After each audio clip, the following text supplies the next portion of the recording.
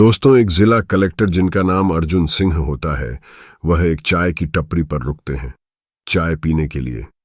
तभी वह उस चाय बेचने वाले से पूछते हैं कि यहाँ जो पहले चाय बेचा करते थे, रामू जी, वह कहाँ हैं?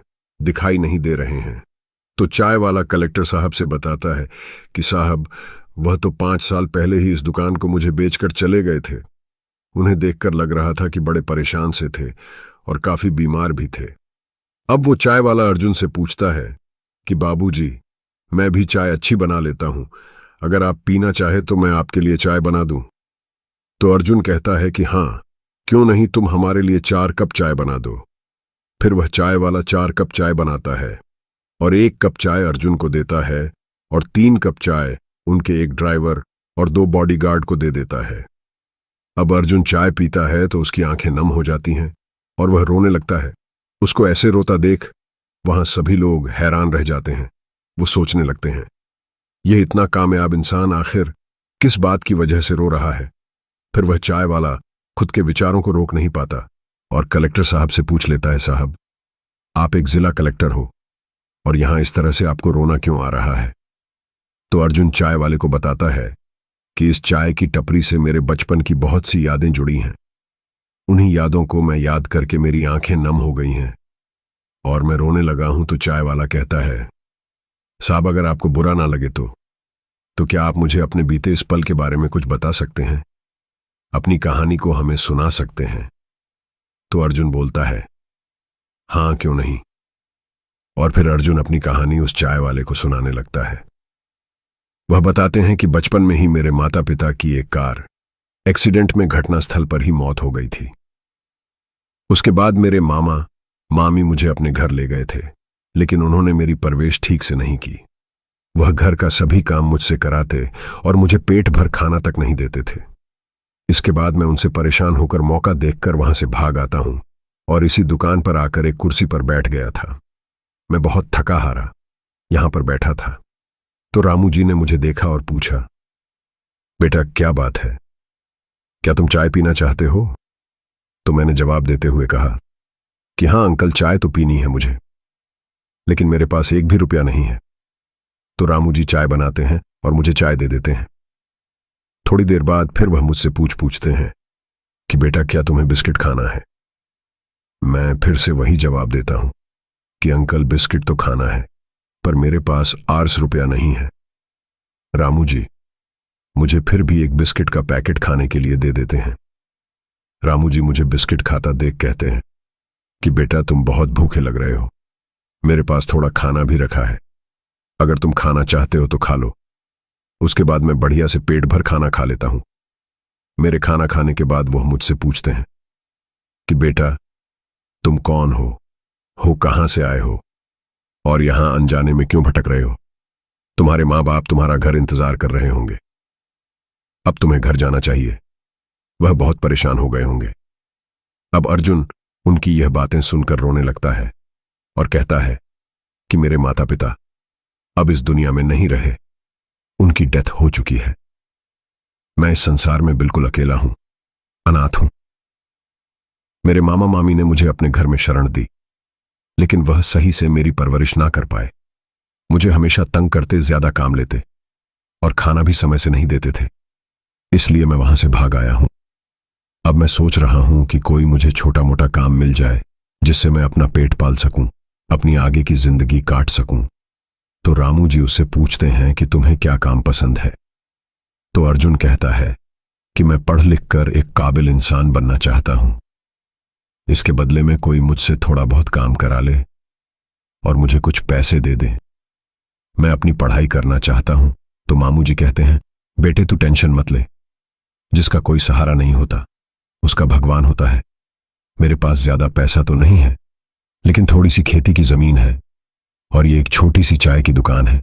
तू मेरे साथ ही रह और मन लगाकर अपनी पढ़ाई करना। अब रामू अर्जुन को अपने साथ ही रखने लगा, उसकी पढ़ाई शुरू कराई, उसे खाने के लिए खाना दिया, रहने के लिए छत दी और अब अर्जुन भी रामू को अपना पिता मानने लगा था। रामू की पत्नी को वह अब अपनी मां बोलता था। रामू की 2 बेटी थीं, जिनका नाम काजल और आंचल होता है। दोनों अपनी मां के साथ गांव में ही रहती थीं। अब ऐसे ही समय बीतता गया। अर्जुन स्कूल से आता और अपने पिताजी की दुकान पर उनका हाथ बटा के लिए चला जाता, तो कभी घर जाकर कुछ काम करवा देता। रामू उसकी पढ़ाई का सभी खर्च उठाता, उसके पढ़ने किताब लाकर देता, वक्त पर उसके स्कूल की फीस जमा कर देता। पूरा परिवार बहुत ही हंसी खुशी अपना जीवन बिता रहा था। अब अर्जुन अपनी इंटरमीडिएट की पढ़ाई पूरी कर लेता है और अपने पिता रामू से कहता है कि पिताजी, अब मुझे आगे की पढ़ाई करने के लिए दिल्ली जाना पड़ेगा। मैं दिल्ली जाकर कोचिंग करना चाहता हूं और तैयारी करना चाहता हूं। रामू कुछ पैसों का बंदोबस्त करता है और अर्जुन को देते हुए कहता है कि बेटा, ये पैसे अपने पास रखो और खूब मेहनत करके पढ़ाई करना, और अगर ज्यादा पैसों की आवश्यकता पड़ी तो मुझे डाक लिखकर भेज देना, मैं तुम्हें पैसे भिजवा दूंगा। अब अर्जुन आगे की पढ़ाई करने के लिए दिल्ली चला जाता है और कलेक्टर बनने के लिए एग्जाम की तैयारी करता है। कभी कभी वह मेहनत मजदूरी करता और अपनी कोचिंग की फीस जमा कर देता। ऐसे ही कड़ी मेहनत करने के बाद वह इम्तिहान पास कलेक्टर बन जाता है। कलेक्टर बनने के दौरान जब वह ट्रेनिंग कर रहा था, तब वह रामू और उनके परिवार को पूरी तरह से भूल जाता है। अब ट्रेनिंग पूरी होने के बाद उसकी एक जिले में पोस्टिंग कर दी जाती है। वह अपनी ड्यूटी को बखूबी निभा रहा था। वह एक दिन ऐसे ही गांव गांव मुआयना करने के लिए अपनी गाड़ी से घूमने के लिए निकलता है। रास्ते में उसकी नजर उस चाय की टपरी पर पड़ती है। वह वहां जाता है और जाकर एक कुर्सी पर बैठ जाता है और इस चाय वाले को अपनी कहानी सुना रहा था। इसके बाद वह चाय वाला बताता है कि साहब, मैं यह तो नहीं जानता कि वह रहते कहाँ हैं, लेकिन जब उन्होंने दुकान बेची थी तो उनकी तबीयत कुछ ठीक नहीं थी। उन्हें पैसों की बहुत जरूरत थी और बहुत ही कम दाम में उन्होंने मुझे यह दुकान बेच दी थी। लेकिन अर्जुन को पता था कि रामू जी का घर कहाँ है। वह उस गांव में जाता है और उनके दरवाजे पर दस्तक देते हुए बोलता है कि रामू जी घर पर हैं क्या। तो आवाज को सुनकर उनकी छोटी बेटी बाहर आती है और बताती है कि पिताजी तो 2 साल पहले ही गुजर गए हैं। वह बताती है कि पिताजी की तबीयत ठीक नहीं रहती थी और एक दिन अचानक से ही उनकी मौत हो गई। यह बात सुनकर अर्जुन खड़ा का खड़ा ही रह जाता है और फूट फूट कर रोने लगता है। उसके रोने की आवाज को सुनकर रामू की बड़ी बेटी काजल भी बाहर आती है और अर्जुन को देखने लगती है और फिर भागकर कमरे में जाती है और एक फोटो को अलमारी से निकालती है जो उसके पिता ने उन्हें दिया था और कहा था कि यह जो फोटो में है तुम्हारा भाई है, बाहर पढ़ाई करने के लिए गया है। यह कामयाब होकर एक एक दिन घर जरूर लौटेगा और हमारे घर आएगा। ऐसा ही वह अपनी पत्नी और बेटियों से कहकर गए थे। उस फोटो को वह बाहर लेकर आती है और कभी अर्जुन को देखती है तो कभी उस फोटो को देखती है। फिर वह पहचान जाती है और बोलती है कि आपका नाम अर्जुन है ना। तो अर्जुन कहता है कि हाँ बहन, मैं वही अर्जुन हूं जिसे तुम्हारे पिता ने बचपन में पाला था और मैं कभी कभी घर आया करता था। मेरा ज्यादा समय स्कूल और दुकान पर ही गुजरता था। अब उसके बाद वह दोनों बहनें भी रोने लगती हैं और अपने भाई से गले मिलकर यह तीनों भाई बहन जोर जोर से रोने लगते हैं। अब रोने की आवाज सुनकर रामू की पत्नी, जो गाय का दूध निकाल रही थी, वह सब काम छोड़ती है और दौड़कर बाहर आती है। वह अर्जुन को देखते ही पहचान जाती है क्योंकि उन्होंने अर्जुन को अपने हाथों से खाना खिलाया था। वह उससे कहती है कि बेटा अर्जुन, तू वापस आ गया है। तो अर्जुन रोते हुए कहता है कि हाँ मां, मैं वापस आ गया हूं। फिर अर्जुन अपनी मां और बहनों से बैठकर बातचीत करने लगता है। तो उसकी मां बताती है कि बेटा, तुम्हारे पिताजी के गुजरने के बाद घर के हालात बहुत ज्यादा बिगड़ गए हैं। जो कुछ खेती थी वह सभी घर परिवार वालों ने कब्जा ली है। अगर हम किसी बात का विरोध करते हैं तो हमारे साथ मारपीट करते हैं। किसी का बेटा वकील है तो किसी का बेटा पुलिस में है। हमें बहुत तंग करके रखा है। बड़ी ही किल्लत भरी जिंदगी हम गुजारने को मजबूर हैं। तो अर्जुन कहता है कि मां, अब तुम्हें किसी बात की चिंता करने की जरूरत नहीं है क्योंकि तेरा बेटा भी अब एक बड़ा ऑफिसर बन चुका है। तो उसकी मां पूछती है कि बेटा, क्या तू पुलिस दरोगा बन गया है? तो अर्जुन कहता है, नहीं मां, मैं इससे भी बड़ी पोस्ट पर हूं। तो मां कहती है, क्या तुम डीएसपी बन गए हो? तो बेटा मुस्कुराते हुए कहता है कि नहीं मां, मैं एक जिला कलेक्टर बन गया हूं। और जिस किसी ने भी तुम्हें तंग किया है, परेशान किया है, अब तुम उनसे ठाट बांट कर कहना कि मेरा बेटा भी जिला कलेक्टर बन चुका है। अब रामू की पत्नी बहुत खुश हो जाती है और अपने पड़ोस में जेठानी के यहां जाती है, जिनका लड़का थानेदार था। उससे कहती है कि तुम लोग बहुत औस दिया करते थे कि मेरा बेटा थानेदार है। अब मेरा बेटा भी जिला कलेक्टर बन चुका है और आज के बाद तुमने हमें जरा भी सताने की कोशिश की तो तुम सबकी खैर नहीं है। इसी तरह वह पूरे गांव में सभी को बता देती है कि मेरा लड़का कलेक्टर बन गया है। अब 2 दिन अर्जुन अपनी बहन और मां के साथ घर पर ही रुकता है।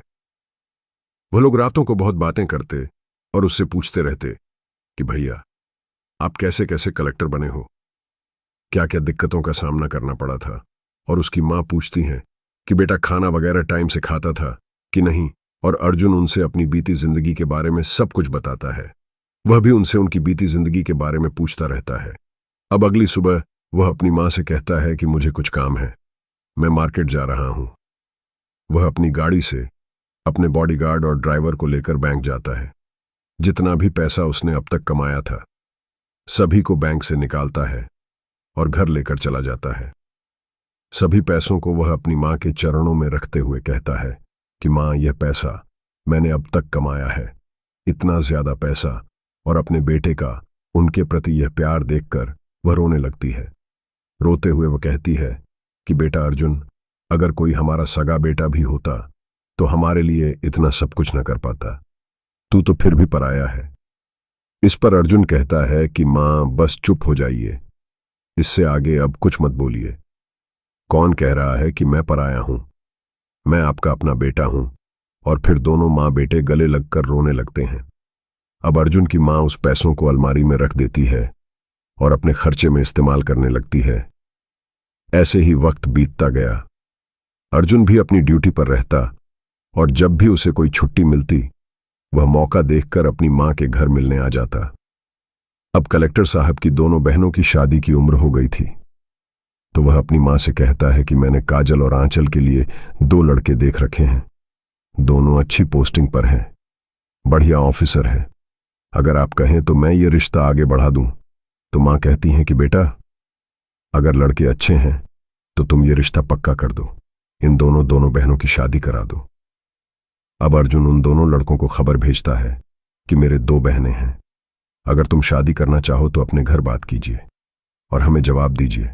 तो लड़कों के फैमिली वाले अर्जुन की बहनों को देखने आते हैं और उन दोनों बहनों को पसंद आ जाती है। फिर अर्जुन उन दोनों की शादी बहुत धूमधाम से करा देता है। ऊंचे खानदान में उनकी शादी हुई थी तो दौलत शोहरत की कोई कमी नहीं थी और लड़के भी अच्छे पढ़े लिखे थे, तो आंचल और काजल की जिंदगी बिल्कुल सेट हो चुकी थी। अब अर्जुन अपनी मां को गांव से लेकर अपने साथ ही शहर ले जाता है। जहां कहीं भी उसकी पोस्टिंग होती वह अपनी मां को साथ ही रखता। दोनों मां बेटे बहुत खुश थे, एक सफल जिंदगी बिता रहे थे। अर्जुन की मां अगर कहीं बाहर जाती तो उन्हें देखकर सभी लोग बड़ी इज्जत देते और उनका मान सम्मान करते कि ये कलेक्टर बाबू की मां है। अब वक्त ऐसे ही गुजरता गया। एक दिन अर्जुन की मां की यत कुछ बिगड़ जाती है और वह सोचती है कि मैं अब बूढ़ी हो चुकी हूं, मुझे अर्जुन की शादी करा देनी चाहिए। उसका ख्याल रखने के लिए एक बहू घर में आनी चाहिए। शाम में जब अर्जुन घर आता है तो उसकी मां कहती हैं कि बेटा, मेरी ख्वाहिश है कि मेरे जीते जी तू अपनी शादी कर ले। मैं तुझे दूल्हा बनते देखना चाहती हूं, अपनी बहू और अपने पोता पथवी को देखना चाहती हूं। अर्जुन अपनी मां की ख्वाहिश के मुताबिक अपनी मां की पसंद की लड़की से शादी कर लेता है। अब अर्जुन और उसकी पत्नी और मां तीनों एक साथ मिलकर अपनी खुशी खुशी जीवन बिताते हैं।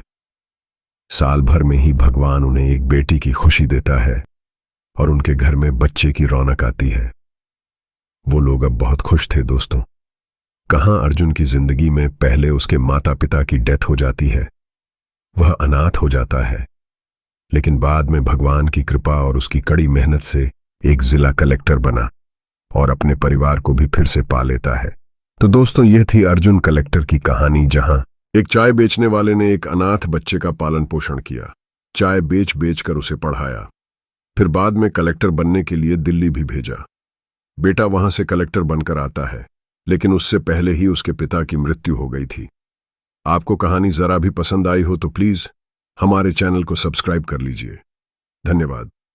जय हिंद, जय भारत। दोस्तों, यह कहानी सुनाकर मेरा उद्देश्य किसी की भावनाओं को पहुंचाना नहीं है, बस आप लोगों को सतर्क करना है, सावधान करना है कि अगर आपको भी इस तरह के अनाथ बच्चे कहीं मिलते हैं तो आप भी उनकी परवरिश कर सकते हैं, उनको पाल सकते हैं, उनका पालन पोषण कर सकते, या फिर किसी अनाथ आश्रम में आप उनको छोड़ सकते हैं, उनकी आने वाली जिंदगी को निखार सकते हैं, उनका ध्यान रख सकते हैं।